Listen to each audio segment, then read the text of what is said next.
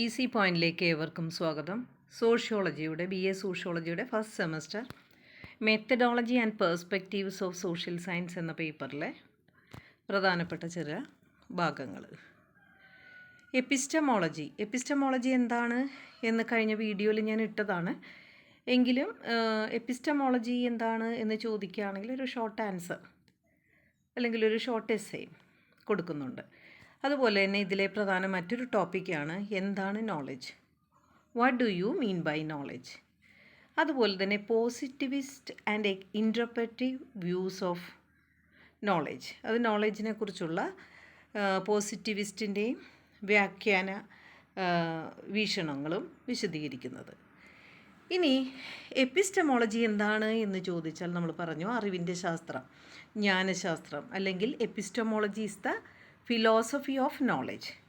അറിവിൻ്റെ തത്വശാസ്ത്രമാണ് ജ്ഞാനശാസ്ത്രം. അപ്പോൾ ഇത് കൂടുതൽ മാർക്കിൻ്റേതായിട്ട് ചോദിക്കുമ്പോൾ നമ്മൾ എപ്പിസ്റ്റമോളജി എന്ന വാക്ക് ഏത് ഭാഷയിൽ നിന്ന് ഉണ്ടായതാണ് എന്നുള്ളത് എഴുതേണ്ടി വരും. അപ്പോൾ the word epistemology comes from the Greek word episteme എന്ന് പറയുന്ന വാക്കിൻ്റെ, എപ്പിസ്റ്റം എന്ന് പറയുന്ന വാക്കിൻ്റെ അർത്ഥം അറിവ് എന്നാണ്, മീനിങ് നോളജ്. ഇനി ലോഗോസ് എന്ന വാക്കിൻ്റെ അർത്ഥം റീസൺ ഓർ ആർഗ്യുമെൻറ്റ് അല്ലെങ്കിൽ സയൻസ്, സ്റ്റഡി എന്നൊക്കെയാണ്. അപ്പോൾ എപ്പിസ്റ്റമോളജി മൊത്തത്തിൽ പറയുകയാണെങ്കിൽ അറിവിൻ്റെ ശാസ്ത്രം, ജ്ഞാനത്തിൻ്റെ ശാസ്ത്രം. Therefore epistemology is the study of knowledge.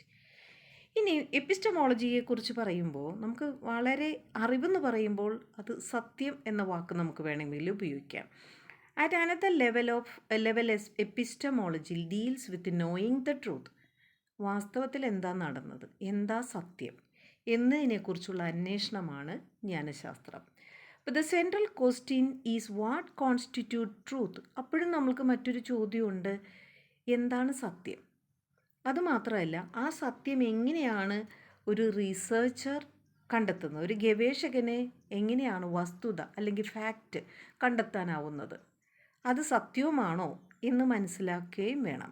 അപ്പോൾ എന്താണ് സത്യം എന്നതും ഒരു ഗവേഷകന് സത്യം എങ്ങനെ കണ്ടെത്താനാകും എന്നതാണ് പ്രധാന ചോദ്യം. അതൊരു വലിയൊരു വെല്ലുവിളി തന്നെയാണ്. അപ്പോൾ epistemology is also defined as differing understanding of the nature of knowledge and truth. അപ്പോൾ ചുരുക്കത്തിൽ പറയുകയാണെങ്കിൽ എപ്പിസ്റ്റമോളജി എന്ന് പറഞ്ഞു കഴിഞ്ഞാൽ സത്യത്തെക്കുറിച്ചും അല്ലെങ്കിൽ ആ ഒരു നേച്ചറിനെ കുറിച്ചും ആ അതിൻ്റെ സ്വഭാവത്തെക്കുറിച്ചും ആളുകൾക്ക് ലഭിക്കുന്ന ഒരു ധാരണയാണ്. അത് എല്ലാവർക്കും ഒരേപോലത്തെ ധാരണയല്ല ലഭിക്കുന്നത്, വ്യത്യസ്തമായ ധാരണയാണ് സത്യം. അപ്പോൾ പലപ്പോഴും സത്യം ഒന്നാകണം എന്നില്ല, അതൊരു വലിയൊരു വെല്ലുവിളിയാണ്. ഇനി എങ്ങനെയാണ് സത്യം കണ്ടെത്താനാകുക? There are several ways of knowing the truth. അപ്പോൾ സത്യം അറിയാൻ നിരവധി മാർഗമുണ്ട്. അപ്പോൾ എങ്ങനെയാണ് സത്യം റിസർച്ചേഴ്സ് അറിയുന്നത്? ഒന്ന്, യുക്തിചിന്തയിലൂടെ. യുക്തിചിന്ത എന്ന് പറയുമ്പോൾ കാര്യങ്ങൾ യുക്തിക്ക് നിരക്കുന്നതായിരിക്കണം, അല്ലാതെ ഊഹാപോഹങ്ങളുടെ അടിസ്ഥാനത്തിൽ പറയുന്നതോ അന്ധവിശ്വാസത്തിൻ്റെ അടിസ്ഥാനത്തിൽ പറയുന്നതോ ആകരുത്. അതാണ് ആദ്യത്തെ point. A research can subscribe to rationalism. അതായത് ഒരു ഗവേഷണത്തിന് യുക്തിവാദം സ്വീകരിക്കാം, അതിലൂടെ സഞ്ചരിക്കാം. മറ്റൊന്ന് എംപെരിസിസമാണ്. എംപെരിസിസം എന്ന് പറഞ്ഞാൽ അനുഭവം, അതായത് എക്സ്പീരിയൻസ് ചെയ്യുക. ആ റിസർച്ചർ അത് എക്സ്പീരിയൻസ് ചെയ്യുന്നു, അതുകൊണ്ട് സത്യം ഇതാണ് എന്ന് വെളിപ്പെടുത്താനാവുന്നു. അപ്പോൾ റാഷണലിസവും എംപെരിസിസവും ആണ്.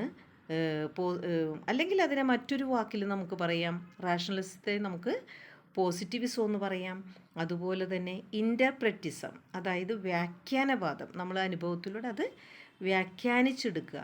അപ്പോൾ ശരിക്കും നമുക്കത് കൊടുക്കുകയാണെങ്കിൽ 4 രീതിയിൽ നമുക്ക് സത്യത്തെ കണ്ടെത്താനാകുമെന്ന് പറയാം. ഒന്ന്, റാഷണലിസം, അത് യുക്തിക്ക് നിരക്കുന്നത്, അത് അനുഭവത്തിലൂടെ തെളിഞ്ഞതോ ആകാം. അല്ലെങ്കിൽ പോസിറ്റിവിസം, സയൻറ്റിഫിക്കായിട്ട് പ്രൂവ് ചെയ്തിട്ടുള്ളതോ. ഇൻ്റർപ്രറ്റിസം എന്ന് പറഞ്ഞാൽ അത് വ്യാഖ്യാനവാദം, വ്യാഖ്യാനിച്ചിട്ട് അതിനെ വിശദീകരിച്ച് നമുക്ക് പറഞ്ഞ് മനസ്സിലാക്കാവുന്നത്. ഇനി എന്താണ് യുക്തിവാദം? അപ്പോൾ റിസർച്ചർ സ്വീകരിക്കുന്ന ട്രൂത്ത് കണ്ടെത്താൻ ഉപയോഗിക്കുന്ന രീതികളെക്കുറിച്ചാണ് നമ്മളിപ്പോൾ പറഞ്ഞത്. അപ്പം നമ്മൾ 2 രീതികൾ പറഞ്ഞു. ഒന്ന് റാഷണലിസം ഓർ എംപെരിസിസം, അല്ലെങ്കിൽ പോസിറ്റിവിസം ഓർ വ്യാഖ്യാനവാദം അല്ലെങ്കിൽ ഇൻ്റർപ്രിറ്റേഴ്സം. ഇനി എന്താണ് യുക്തിവാദം എന്ന് ചോദിക്കുകയാണെങ്കിൽ നമ്മൾ ഏറ്റവും ബെസ്റ്റ് വഴിയാണ് നമ്മൾ സത്യം അറിയാനായിട്ട് ഉപയോഗിക്കുന്ന യുക്തി. നമ്മൾക്ക് യുക്തിക്ക് നിരക്കുന്നതേ നമ്മൾ ആക്സെപ്റ്റ് ചെയ്യുള്ളൂ. എപ്പോഴും സത്യം ഒരാൾ പറയുമ്പോൾ അത് നമുക്ക് അതിൽ സംശയം വരുന്നെങ്കിൽ അത് യുക്തിക്ക് നിരക്കാത്തതാവുമ്പോഴാണ് നമുക്ക് സംശയം വരുന്നത്. അപ്പോൾ rationalism assumes that the best way of knowing the truth is through your own capacity of reasoning. നമുക്കത് മനസ്സിലാക്കാൻ പറ്റുന്നില്ല, അത് യോജിക്കാൻ പറ്റുന്നില്ലെങ്കിൽ നമ്മളത് നുണയാണ് അല്ലെങ്കിൽ അത് അസത്യമാണെന്ന് അങ്ങ് വിധിക്കും. Truth already exist around us. നമുക്കറിയാം സത്യം നമ്മൾ കണ്ടെത്തേണ്ടിയിരിക്കുന്നു. പല സത്യങ്ങളും നമ്മളുടെ ചുറ്റുമുണ്ട്. In order to know the truth we just need to take help of reason. അപ്പോൾ അത് കണ്ടെത്തണമെങ്കിൽ ഇപ്പം നമ്മൾ പല ഇൻവെൻഷനും അതായത് കണ്ടുപിടുത്തങ്ങളും ഓൾറെഡി ഉള്ളതാണ്. ഇപ്പോൾ സൂര്യൻ പ്രപഞ്ച കേന്ദ്രമാണ് എന്നുള്ളത് ഉള്ളതാണ്. പക്ഷെ അത് കണ്ടെത്താനായിട്ട് കുറേ നാളുകളെടുത്തു ആ സത്യം കണ്ടെത്താൻ. അതിനു മുമ്പ് അസത്യമായ പല കണ്ടുപിടുത്തങ്ങളുമാണ് ഭൂമിയിലെ മനുഷ്യർ വിശ്വസിച്ചിരുന്നത്. പിന്നീട് അത് യഥാർത്ഥത്തിൽ സൂര്യന് ചുറ്റും ഭൂമിയും മറ്റ് ഗ്രഹങ്ങളും കറങ്ങുകയാണ് എന്നുള്ള സത്യത്തിലേക്ക് എത്തിച്ചേർന്നു. അപ്പോൾ സത്യം എപ്പോഴും നമുക്ക് ചുറ്റും നിലവിലുണ്ട്. അത് കണ്ടെത്താനായിട്ട് പലപ്പോഴും നാം യുക്തിയുടെ സഹായമാണ് തേടുന്നത്. ഈ റീസണിങ്ങിലൂടെ നമുക്ക് എപ്പോഴും ഓൾറെഡി നിലനിൽക്കുന്ന ആ ഒരു സത്യങ്ങളെക്കുറിച്ചാണ് നമ്മൾ ചിന്തിച്ച് അതിങ്ങനെ ആയിരിക്കാം എന്ന് യുക്തിപരമായി ചിന്തിച്ച് എടുക്കുന്നത്. ഇനി അനുഭവവാദം, എംപിരിസിസം, അതെന്താണ്? അത് റാഷണലിസത്തിനെ അല്പം എതിർക്കുന്നതാണ്. യുക്തിവാദത്തെ എതിർക്കുക എന്നതാണ് അനുഭവവാദത്തിൻ്റെ തത്വശാസ്ത്രം. കാരണം നമുക്ക് യുക്തിക്ക് നിരക്കുന്നത് നമ്മൾ ചിന്തിക്കുന്നതെല്ലാം സത്യമാവണമെന്നില്ല. പലപ്പോഴും നമ്മൾക്കത് സത്യമാണെന്ന് തെളിയിക്കാൻ പറ്റുന്നത് അനുഭവത്തിലൂടെയാണ്. Empiricism put emphasis not on reason but on human experience. നമ്മൾ അവിടെ ചെന്ന് അത് എക്സ്പീരിയൻസ് ചെയ്യുമ്പോൾ അത് നമുക്ക് എപ്പോഴും അത് എക്സ്പീരിയൻസ് ചെയ്യാൻ പറ്റുന്നുണ്ടെങ്കിൽ മാത്രമാണ് അത് സയൻറ്റിഫിക്കലി പ്രൂവൺ എന്ന് പറയുന്നത്, അത് തെളിയിക്കാൻ പറ്റുന്നത്. അതാണ് അനുഭവവാദം. It says that we are able to know things and events that we are exposed to. നമുക്ക് മനസ്സിലാക്കാൻ പറ്റുന്നത് അല്ലെങ്കിൽ നമ്മൾ അനുഭവത്തിലൂടെ നമുക്ക് വെളിവാകുന്ന എല്ലാ കാര്യങ്ങളുമാണ് നാം വിശ്വസിക്കുന്നതാണ് സത്യമെന്ന് വിശ്വസിക്കുന്നത്. This suggest that there is no absolute truth. അപ്പോൾ ഇത് രണ്ടും കേൾക്കുമ്പോൾ നമുക്കറിയാം പൂർണ്ണമായ സത്യം എന്ന് പറയുന്നത് ഒന്നുമില്ല. We may know something to an extent we are exposed to it. നമുക്ക് എല്ലാത്തിലും അനുഭവം ലഭിക്കുന്നില്ല. നമുക്ക് ചില കാര്യങ്ങൾ മാത്രമേ അനുഭവത്തിലൂടെ മനസ്സിലാകുന്നുള്ളൂ. അപ്പോൾ അതുകൊണ്ട് അനുഭവത്തിലൂടെ എല്ലാം നമുക്ക് മനസ്സിലാക്കി എടുക്കുക എന്നുള്ളത് നമുക്ക് സാധ്യമല്ല. കുറേ കാര്യങ്ങൾ നമുക്ക് അറിയാത്തതുണ്ട്. അപ്പോൾ rationalism on other hand suggest that absolute truth can be gain through reason. അപ്പോൾ എല്ലാം നമുക്ക് അനുഭവത്തിലൂടെ കണ്ടെത്താൻ പറ്റുമോ? ഇല്ലല്ലോ. അപ്പോൾ അതുകൊണ്ട് യുക്തിയിലൂടെ നമുക്ക് ചിന്തിച്ച് ചില കൺക്ലൂഷനിൽ സത്യം എന്താണ് എന്ന് മനസ്സിലാക്കാൻ സാധിക്കും എന്നാണ് അഭിപ്രായപ്പെടുന്നത്. ഇനി എന്താണ് പോസിറ്റിവിസം? പോസിറ്റിവിസം എന്നുള്ള ഒരു കൺസെപ്റ്റ് ആദ്യമായി കൊണ്ടുവന്നത് സെയിൻറ്റ് സൈമൺ ആണ്. അത് കൂടുതലും അഗസ്റ്റ് കോംറ്റാണ് അതിനെ വികസിപ്പിച്ചത്. അപ്പോൾ ആ ഒരു തിയറി ഫോളോ ചെയ്തത് അഗസ്റ്റ് കോംറ്റാണ്. അപ്പോൾ രണ്ട് പേരെയാണ് ഇത് പോസിറ്റിവിസത്തിൻ്റെ ആ ഒരു കൺസെപ്റ്റിൽ കോൺട്രിബ്യൂഷനിൽ സെയിൻറ്റ് സൈമൻ്റെയും അഗസ്റ്റ് കോംറ്റിൻ്റെയും പേര് ഉൾപ്പെടുത്തിയിരിക്കുന്നു.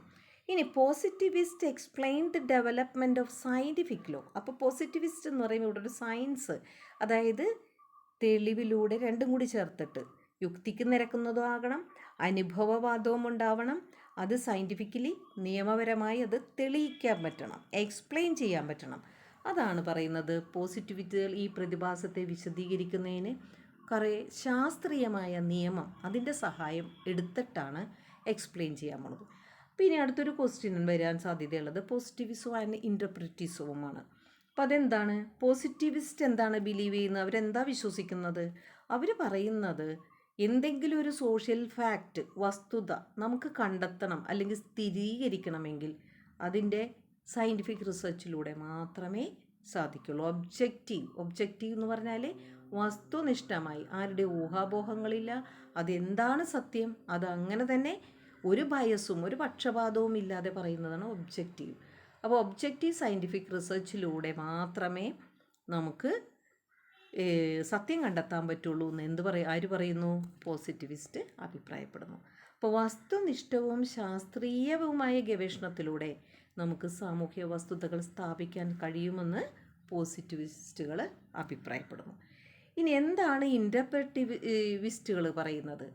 അതായത് അവർ പറയുന്നത്, while we cannot objectively establish fact about human behavior, നമുക്ക് വസ്തുനിഷ്ഠമായി സയൻറ്റിഫിക്കായിട്ട് പ്രൂവ് ചെയ്യാൻ പറ്റുന്നതല്ല മനുഷ്യൻ്റെ പെരുമാറ്റം. മനുഷ്യരെല്ലാം പല വിധത്തിലാണ്, ഓരോരുത്തരുടെയും സ്വഭാവം വ്യത്യസ്തമാണ്. ഒരു വ്യക്തി തന്നെ പല സാഹചര്യത്തിൽ പല രീതിയിൽ പ്രതികരിച്ചേക്കാം. നമുക്കറിയാലോ, നമ്മളെപ്പോഴും ഒരേപോലെയാണോ പെരുമാറുന്നത്? ചില സമയത്ത് നമുക്ക് ഇത്തിരി ദേഷ്യം വരും.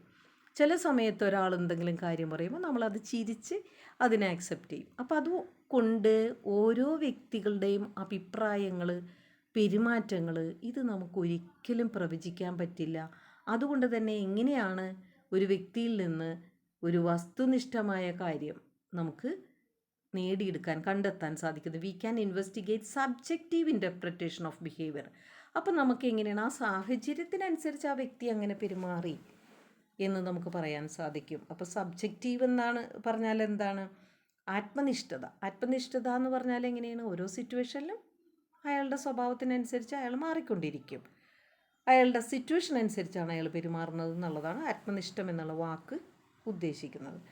അതുപോലെ തന്നെ ഒരു വ്യക്തിയുടെ ചിന്തകൾ, ഒരു വ്യക്തിയുടെ മതചിന്തകൾ അല്ലെങ്കിൽ കൾച്ചറൽ എലിമെൻസൊക്കെ അയാളുടെ അഭിപ്രായത്തിലും പെരുമാറ്റത്തിലും കടന്നുകൂടും. ഇതാണ് ആത്മനിഷ്ഠം എന്ന്, അല്ലെങ്കിൽ നമ്മൾ സബ്ജക്റ്റീവ് ഇൻ്റർപ്രിറ്റേഷൻ എന്ന് പറയുന്നു. ഒരാളുടെ പെരുമാറ്റത്തിൽ ഒരു മതപരമായ ചായ്വുള്ളൊരു വ്യക്തിയാണെങ്കിൽ അയാളുടെ അഭിപ്രായം മുഴുവൻ അതുമായി ബന്ധപ്പെട്ടായിരിക്കും. ഒരു കാര്യത്തെക്കുറിച്ച് അഭിപ്രായമ്പോൾ അയാൾ സത്യസന്ധമായി അല്ലെങ്കിൽ വസ്തുത അനുസരിച്ചൊന്നും പറഞ്ഞെന്ന് വരില്ല. എപ്പോഴും അയാളുടെ മതപരമായ കാഴ്ചപ്പാടിലായിരിക്കും അദ്ദേഹം സംസാരിക്കുന്നത്. അപ്പോൾ അതിനെന്താണ് ഒരു മാർഗം? അപ്പോൾ അതിനുള്ളൊരു സോഷ്യോളജിയിലൊരു പഠനമാണ് phenomenology. Phenomenology in sociology develop around symbolic interactionalism. അപ്പോൾ ഇവിടെ നമുക്ക് ഒരു ആശയത്തെ നമുക്ക് മനസ്സിലാക്കണമെങ്കിൽ ചില ചിഹ്നങ്ങൾ നമ്മൾ ഉപയോഗിക്കും സമൂഹത്തിൽ. Society made by the people rather than the other way around. അപ്പോൾ നമ്മൾ ചില കാര്യങ്ങൾ മനസ്സിലാക്കാൻ ചില ചിഹ്നങ്ങൾ നമ്മളെ സഹായിക്കും. അല്ലെങ്കിൽ നമ്മളത് എന്തുകൊണ്ടാണ് അവരങ്ങനെ പെരുമാറുന്നത് എന്ന് നമ്മൾ ചിന്തിക്കും. ഇപ്പോൾ ഒരു ഉദാഹരണം തന്നെ, മനുഷ്യൻ ഉണ്ടാക്കിയെടുത്ത ഒരു സ്ഥാപനമാണ് വിവാഹം. പഴയ കാലത്തുള്ള വിവാഹ രീതിയല്ല ഇപ്പോൾ. ഓരോ വിവാഹ രീതിയും വിവാഹ ചിന്തകളും അല്ലെങ്കിൽ വിവാഹത്തെക്കുറിച്ചുള്ള ആശയം തന്നെ ഇന്ന് മാറിക്കൊണ്ടിരിക്കുകയാണ്. അതുകൊണ്ട് മനുഷ്യൻ സൃഷ്ടിച്ചതാണ് ഇങ്ങനെയുള്ള ചില ആശയങ്ങളും സിംബോളിക് ഇൻ്ററാക്ഷണലിസവും. ഇനി the basic notion of symbolic interactionalism is that human action and interaction are understandable. അതായത് ഒരു സിംബോളിക് ഇൻ്ററാക്ഷണലിസം എന്ന് പറഞ്ഞാൽ എന്താണ്? പ്രതീകാത്മക ഇടപെടൽ എന്ന് പറഞ്ഞാൽ എന്താണ്? ആശയവിനിമയത്തിന് ഒരു ചിഹ്നങ്ങൾ ഉപയോഗിക്കും, അല്ലെങ്കിൽ മനുഷ്യൻ്റെ പ്രവർത്തനങ്ങൾ മനസ്സിലാക്കാൻ വേണ്ടി എന്തെങ്കിലും ഒരു രീതി ഉപയോഗിക്കും. ഇപ്പോൾ നമുക്കറിയാം, നമ്മളൊരു കല്യാണം കാണുന്നു, നമുക്ക് എന്തുകൊണ്ട് അതൊരു വിവാഹമാണെന്ന് തിരിച്ചറിയുന്നത്? കാരണം പണ്ട് മുതൽ നമ്മളത് ഒരു സിംബോളിക് ഇൻട്രാക്ഷണലിസമാണ്. ആ ചടങ്ങ് നമ്മൾ കാണുകയാണ്. അപ്പം നമ്മൾ പറയും ഒരു പെൺകുട്ടിയും ആൺകുട്ടിയും വിവാഹം കഴിക്കും, അല്ലെങ്കിൽ പെൺകുട്ടി ആൺകുട്ടി എന്ന് പറയേണ്ട ഒരു പുരുഷനും സ്ത്രീയും വിവാഹം കഴിക്കുന്നു. അപ്പോൾ ഇതൊക്കെ നമുക്ക് നമ്മുടെ സൊസൈറ്റി ഉണ്ടാക്കി വെച്ചിരിക്കുന്ന ചില ചിഹ്നങ്ങളാണ്. ഇപ്പം ഇനി ഞാനൊരു മറ്റൊരു ചിഹ്നത്തെക്കുറിച്ച് വളരെ സിമ്പിളായിട്ട് പറയുകയാണെങ്കിൽ, ലവ് എന്ന് പറയുന്നൊരു ചിഹ്നം കണ്ടു കഴിഞ്ഞാൽ തന്നെ നമ്മൾക്ക് അതെന്താണ്? നമ്മളിപ്പോൾ ഹാർട്ടിൻ്റെ ഒരു ചിഹ്നമാണ് നമ്മൾ കൊടുക്കുന്നത്. ഹാർട്ടിൻ്റെ ഒരു സിമ്പിളാണ് നമ്മൾ സ്നേഹത്തിന് കൊടുക്കുന്നത്. അപ്പോൾ ഹൃദയം എന്നുള്ളൊരു ചിഹ്നം കണ്ടാൽ നമ്മൾക്കപ്പം അറിയാം നമ്മളത് ഒരു ഹാർട്ട് പേഷ്യൻ്റ് ആണെന്നല്ല പറയുന്നത്, ആ ലവ് ആണ് എന്നാണ് പറയുന്നത്. അതുപോലെ നമ്മൾക്ക് ചില സ്ഥലങ്ങളിൽ കാണുമ്പോൾ ഹാൻഡിക്യാപ്ഡ് ആയ ആളുകൾക്ക് ഇരിക്കാനുള്ള ഒരു സീറ്റ് എന്ന് കാണിക്കുന്നത് എങ്ങനെയാണ്? Stick figure sitting in A chair, അങ്ങനെ ഒരു ചിഹ്നം വെച്ചിട്ട് കാണുമ്പോൾ നമുക്ക് ഉടനെ മനസ്സിലാവും ആ കസേര അത് വികലാംഗർക്കുള്ളതാണ്, അതാണ് സൂചിപ്പിക്കുന്നത്. അപ്പോൾ ഇനി വേറെ എന്തെങ്കിലും ടോയ്ലറ്റോ ഒക്കെ പറയുമ്പോൾ നമ്മളൊരു സ്ത്രീയുടെ ചിഹ്നം വെക്കുമ്പോൾ നമ്മൾക്കപ്പം അറിയാം അത് ലേഡീസിനുള്ളതാണ്. ഒരു പുരുഷൻ്റെ ചിഹ്നം വെക്കുമ്പോൾ നമുക്കറിയാം. അപ്പം പല സൊസൈറ്റിയിൽ പല കാര്യങ്ങളും നമ്മൾ പോണത് സിംബോളിക് ഇൻറ്ററാക്ഷനിലൂടെയാണ്. For the sociologist social phenomena are social construct. ഇതൊക്കെ ആരാ നിർമ്മിക്കുന്നത്? ഇങ്ങനെയുള്ള ചിഹ്നങ്ങളും അടയാളങ്ങളും ഇൻസ്റ്റിറ്റ്യൂഷനൊക്കെ ഉപയോഗിക്കുന്നത് സമൂഹം തന്നെയാണ്. സോഷ്യൽ കൺസ്ട്രക്റ്റ് എന്ന് പറഞ്ഞാൽ ഇങ്ങനെയുള്ള സാമൂഹ്യ പ്രതിഭാസങ്ങൾ നിർമ്മിക്കുന്നത് സമൂഹം തന്നെയാണ്. അതുകൊണ്ട് സാമൂഹ്യ നിർമ്മിതിയാണ്. ഇനി എങ്ങനെയാണ് നമുക്ക് സോഷ്യൽ കൺസ്ട്രക്റ്റ് വരുന്നത്? ഇതിപ്പോൾ ആരാണ് ഇങ്ങനെ ഓരോന്നൊക്കെ ഓരോ ചിഹ്നങ്ങളും അടയാളങ്ങളും ഒക്കെ നൽകിയത്? അത് സമൂഹത്തിലെ എല്ലാവരും കൂടി കൂട്ടായ ചർച്ചയിലൂടെയോ അല്ലെങ്കിൽ എന്തെങ്കിലും ഒരു കളക്റ്റീവ് എഗ്രിമെൻറ്റ് ഇങ്ങനെ മതി എന്ന് തീരുമാനിച്ചിട്ട് അങ്ങനെയാണ് സോഷ്യൽ കൺസ്ട്രക്റ്റ്, ഒരു സാമൂഹ്യ നിർമ്മിതി ഉണ്ടാക്കുന്നത്. A social construct is any category or thing that is made real by convention. Convention എന്ന് പറഞ്ഞാൽ ഒരു ചർച്ച, കൂട്ടായ ചർച്ച, ഓർ കളക്റ്റീവ് എഗ്രിമെൻറ്റ്. അപ്പോൾ socially constructed realities are contrasted with natural kinds which exist independently of human behaviour or belief. അപ്പോൾ ചില സാമൂഹികമായി നിർമ്മിതമായ യാഥാർത്ഥ്യങ്ങൾ ചിലതൊക്കെ വ്യത്യസ്തമായിരിക്കും. നമ്മളുടെ വിശ്വാസത്തിൽ നിന്നോ റിയലായിട്ടുള്ള പെരുമാറ്റത്തിൽ നിന്നോ ഒക്കെ അല്പം വ്യത്യസ്തമായിരിക്കും. ഇപ്പം നമുക്കതിനൊരു ഉദാഹരണം പറയാം. നമ്മുടെ ഇന്ത്യയിലെ കറൻസി അതല്ല നമുക്ക് അമേരിക്കയിലൊക്കെ ചെന്നപ്പോൾ ഉപയോഗിക്കേണ്ടത്. അപ്പോൾ നമ്മുടെ സോഷ്യൽ കൺസ്ട്രക്റ്റ് നമ്മളുടെ ആ ഒരു പ്രദേശത്തിൽ നിന്ന് വ്യത്യസ്തമാണ് മറ്റൊരു സ്ഥലങ്ങളിൽ. അപ്പോൾ ഓരോരുത്തരും നിയമിക്കുക, അതായത് നമ്മുടെ ഓരോ കൾച്ചറും വ്യത്യാസമാണ് എന്ന പോലെ സാമൂഹ്യ നിർമ്മിതികളും വ്യത്യസ്തമാണ്. അതിന് simple example of social constructs are meaning of words. ചിലപ്പോൾ ചില വാക്കുകളുടെ അർത്ഥം തന്നെ, ഇപ്പം കേരളത്തിൽ തന്നെ ചില വാക്കുകൾ നമ്മൾ ഉപയോഗിക്കുന്നത് മറ്റൊരു സ്ഥലത്ത് അതിൻ്റെ അർത്ഥം വേറെ ആയിരിക്കും. ഇപ്പം സോഷ്യൽ കൺസ്ട്രക്റ്റ് അല്ലെങ്കിൽ meaning of word and the value of paper money എല്ലാം ഓരോ സ്ഥലത്തും വ്യത്യസ്തമല്ലേ. ഇപ്പം നമ്മളിവിടെ ഒരു കടലാസ് കൊടുത്തിട്ട് 1000 രൂപ എന്ന് പറയും.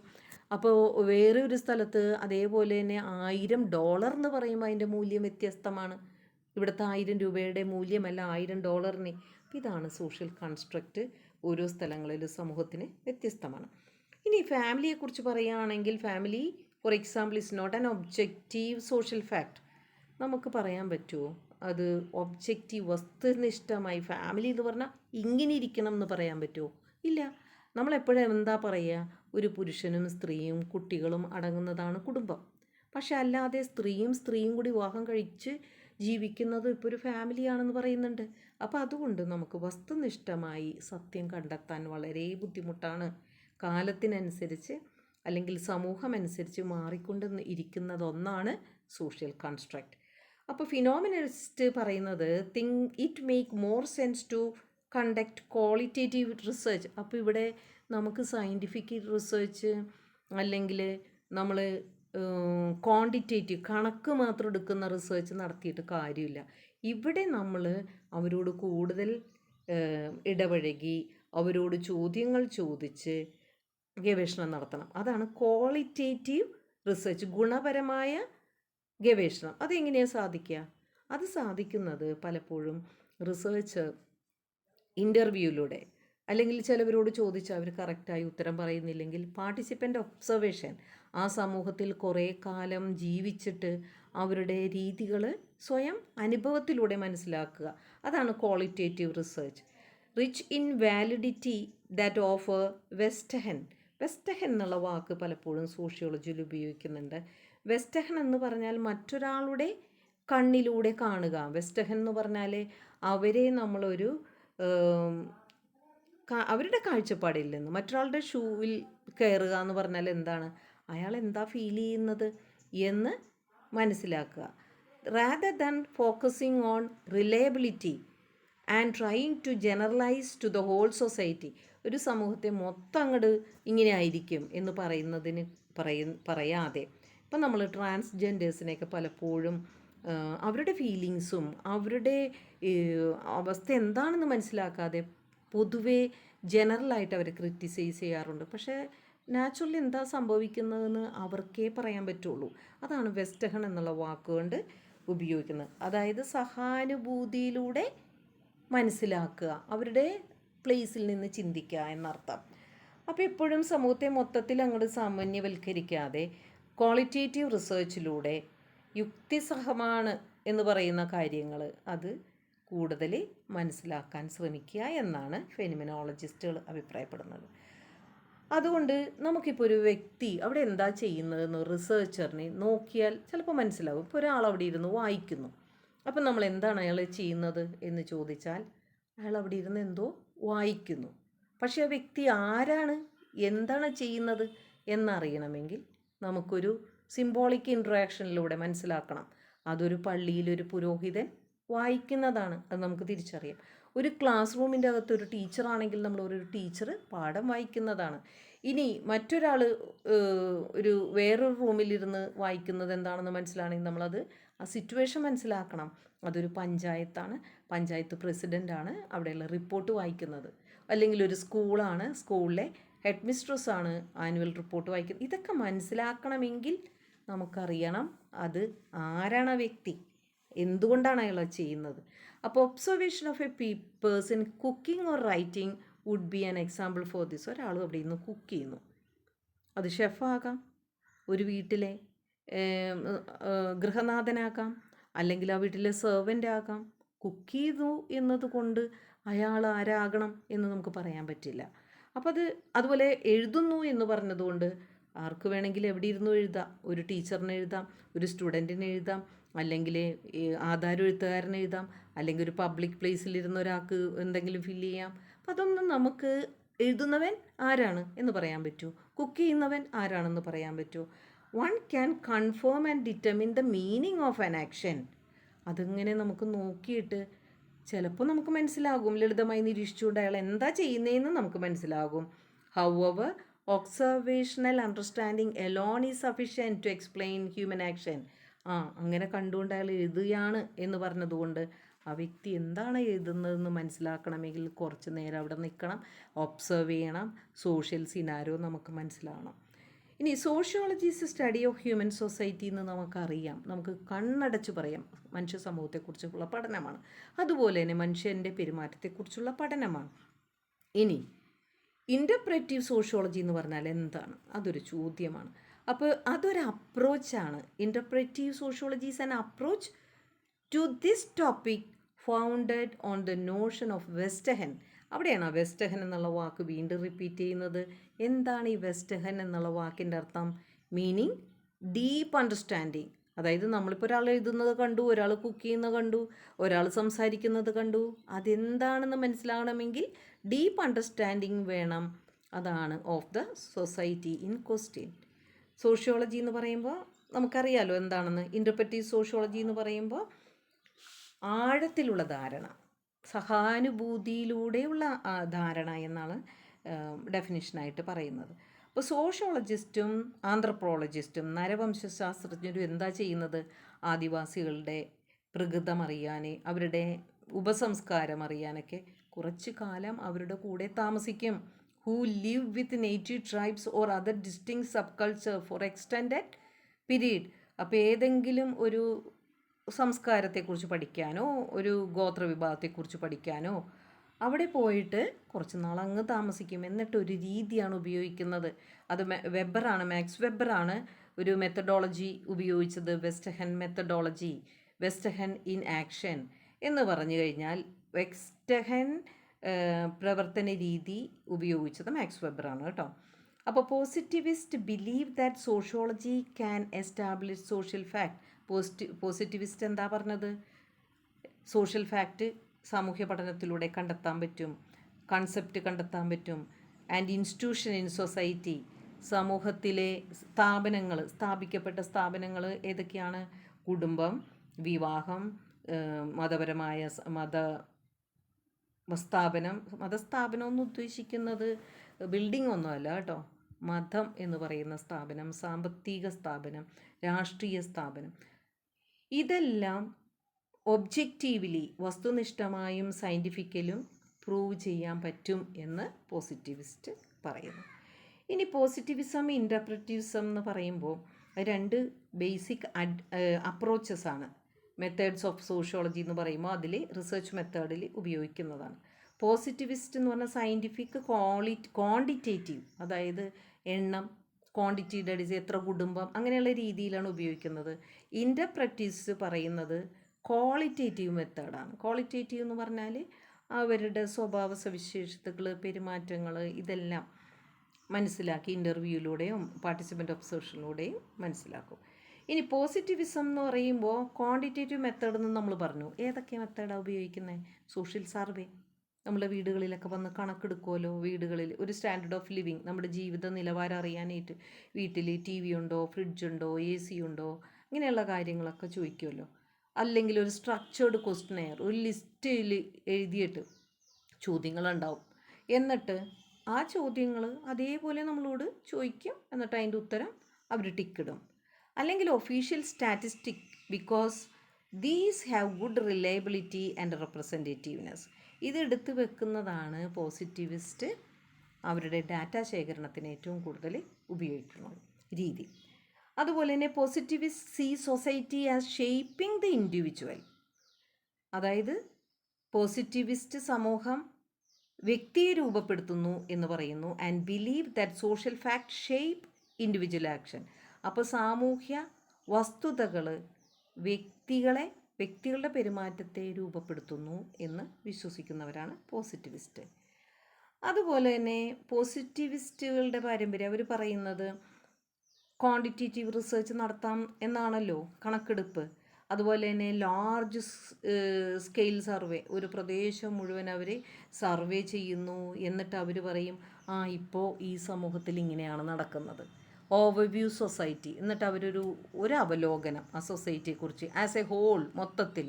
എന്നിട്ട് അവർ പറയും ടു അൺകവർ സോഷ്യൽ ട്രെൻഡ്സ്, ഇത് ഇപ്പോഴും ഇങ്ങനെയാണ്. Such as the relationship between educational achievement and social class. അതൊക്കെ നമുക്ക് സർവേയിലൂടെ തീർച്ചയായിട്ടും നടത്താൻ പറ്റും. ഇപ്പോൾ എങ്ങനെയാണ് എഡ്യൂക്കേഷണൽ അച്ചീവ്മെൻറ്റ്, ആൾക്കാർ പഠന നിലവാരം എങ്ങനെയാണ്, അതുകൊണ്ട് തന്നെ അവരുടെ സാമ്പത്തിക നിലവാരം എങ്ങനെയാണ്. അപ്പോൾ നമ്മളൊരു വീട്ടിൽ സർവേ എടുക്കുമ്പോൾ നമ്മൾ ചോദിക്കും എഡ്യൂക്കേഷൻ ക്വാളിഫിക്കേഷൻ, പിന്നെ ജോലി, പിന്നെ സാമ്പത്തിക സ്ഥിതി.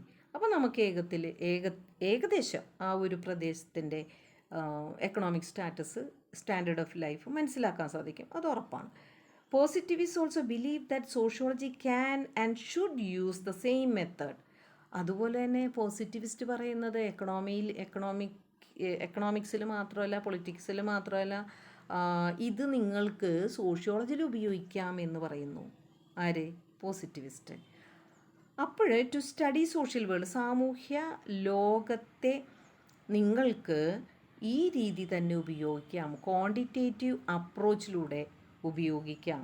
നാച്ചുറൽ സയൻസ്, ബയോളജി, ഫിസിക്സ്, ഇതൊക്കെ ഫിസിക്കൽ വേൾഡിനെ എങ്ങനെയാണ് പഠിക്കുന്നത്, അതേപോലെ തന്നെ സോഷ്യോളജിക്കും സോഷ്യൽ വേൾഡിനെ പഠിക്കാമെന്ന് പോസിറ്റിവിസ്റ്റ് വിശ്വസിക്കുന്നു. അവിടെയാണ് ചെറിയൊരു പ്രോബ്ലം വരുന്നത്.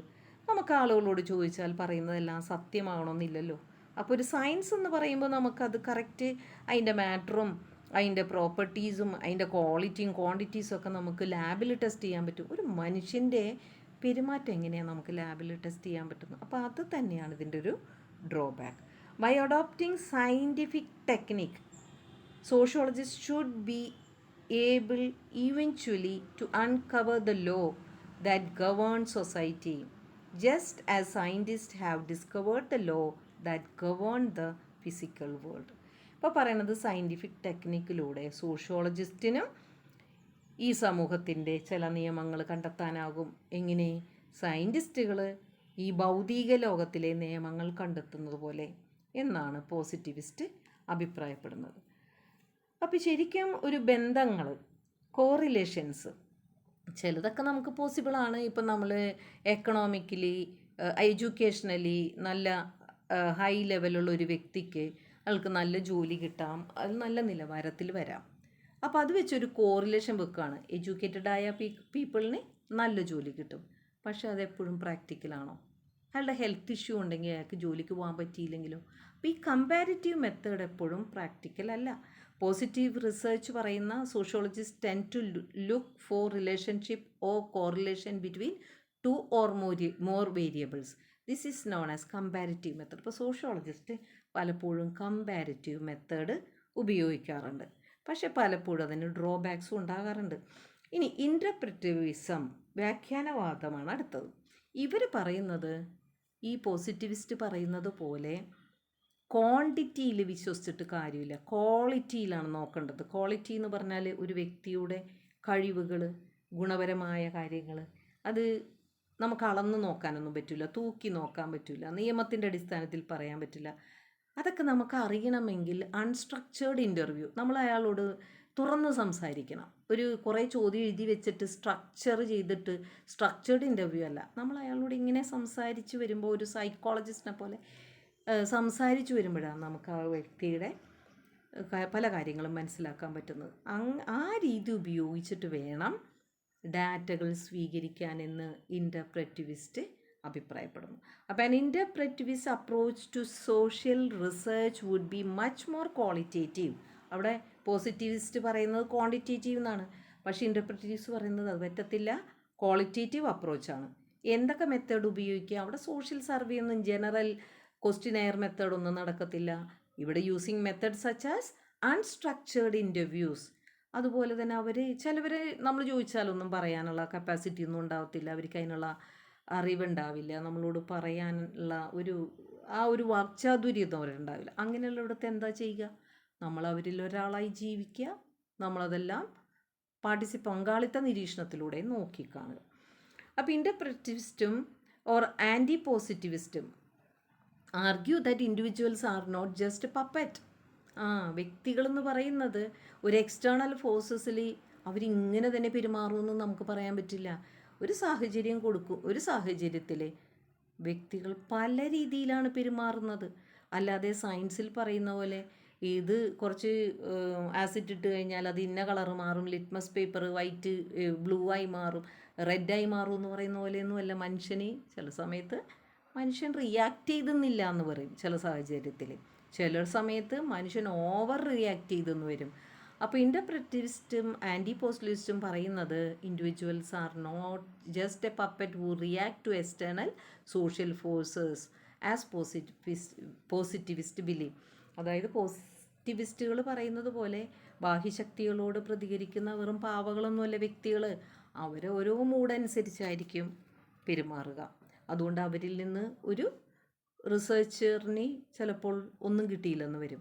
According to interpretivist, individuals are intricate and complex and different people experience and understand the same objective reality. അതായത് വ്യക്തികൾ സങ്കീർണമാണ്, അവരെക്കുറിച്ചൊന്നും നമുക്ക് മനസ്സിലാവില്ല. ചില വ്യക്തികൾ അവരെങ്ങനെയാണ് ഉള്ളിൽ ചിന്തിക്കുന്നതെന്ന് പോലും നമുക്ക് മനസ്സിലാക്കാൻ സാധിക്കില്ല. അതുകൊണ്ട് അവരെങ്ങനെയാണ് സിറ്റുവേഷൻ കടന്നു പോയിട്ടുള്ളത്, അവരുടെ എക്സ്പീരിയൻസ് എന്താണെന്ന് നമുക്ക് മനസ്സിലാകത്തില്ല. അവരെങ്ങനെയാണ് ഒരു റിയാലിറ്റിയെ നോക്കിക്കാണുന്നത് എന്ന് മനസ്സിലായില്ല. അതുകൊണ്ട് തന്നെ ഈ സയൻറ്റിഫിക് മെത്തേഡൊന്നും അവരുടെ അടുത്ത് ഫലപ്രദമാവില്ല. Interpretive research method derive from social action theory. അപ്പോൾ ഇവരെടുത്തേക്കുന്നത് ഒരു തിയറിയാണ്, research method, social action theory. അതിൽ നിന്നാണ് ഇൻ്റർപ്രെറ്റീവ് റിസർച്ച് ഉണ്ടായിട്ടുള്ളത്. അപ്പോൾ interpretives usually criticise scientific sociology. പോസിറ്റിവിസത്തെ ഇൻ്റർപ്രെറ്റീവ് സോഷ്യോളജിസ്റ്റ് എപ്പോഴും ക്രിറ്റിസൈസ് ചെയ്യാറുണ്ട്. Because many of the statistics it relies on are themselves socially constructed. ഇപ്പോൾ സമൂഹത്തിൽ സൃഷ്ടിക്കപ്പെട്ടിരിക്കുന്ന പല കാര്യങ്ങളും അതൊക്കെ ഇപ്പോൾ മാറിക്കൊണ്ടിരിക്കുകയാണ്. അത് സാമൂഹികമായി നിർമ്മിച്ചതാണ്, അതൊന്നും വസ്തുതാപരമല്ല. അപ്പോൾ interpretive sociologist argue that in order to understand human action, ഒരു വ്യക്തി പെരുമാറുന്നത് കണ്ടിട്ടുണ്ടെങ്കിൽ we need to achieve verstehen എന്ന് പറഞ്ഞാൽ നമ്മുടെ മനസ്സിൽ ആ വ്യക്തി എന്താണ് അനുഭവിക്കുന്നത് എന്ന് മനസ്സിലാക്കാനുള്ള ഒരു ഉൾക്കാഴ്ച ഉണ്ടാകണം. Or empathetic understanding, we need to see the world through the eyes of the actor. ആ വ്യക്തിയുടെ കണ്ണിലൂടെ അല്ലെങ്കിൽ ആ വ്യക്തിയുടെ മനോവികാരത്തിലൂടെ കടന്നു പോകണം, എങ്കിൽ മാത്രമേ അതിൻ്റെ അർത്ഥം മനസ്സിലാക്കുകയും പറ്റുകയുള്ളൂ എന്ന് ഇൻ്റർപ്രെറ്റിവിസ്റ്റുകൾ വാദിക്കുന്നു. Positivism is a top down macro അപ്രോച്ചാണ്. അതായത് ജസ്റ്റ് ജനറലായിട്ട് ചുമ്മാ ഇങ്ങനെ അപ്രോച്ച് ചെയ്യുന്നതാണ് സോഷ്യോളജിയിൽ, മാക്രോ അപ്രോച്ചാണ്.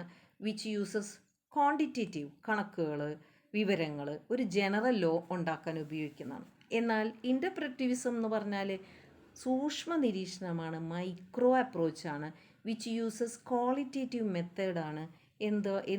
യഥാർത്ഥ ഫീലിങ്സ് മനസ്സിലാക്കാൻ, gain and empathetic understanding why people act from their own understanding. അവരെന്താണ് അങ്ങനെ പെരുമാറുന്നത് മനസ്സിലാക്കാനാണ് ഇൻ്റർപ്രറ്റീവ്സ് ഉപയോഗിക്കുന്നത്. അപ്പോൾ ഇത് വളരെ ഇമ്പോർട്ടൻ്റ് ആയ ഒരു പോയിൻ്റാണ്. അപ്പോൾ ഇത് പലപ്പോഴും ചോദിച്ചിട്ടുള്ളതാണ് ഫസ്റ്റ് BA സോഷ്യോളജിയിൽ.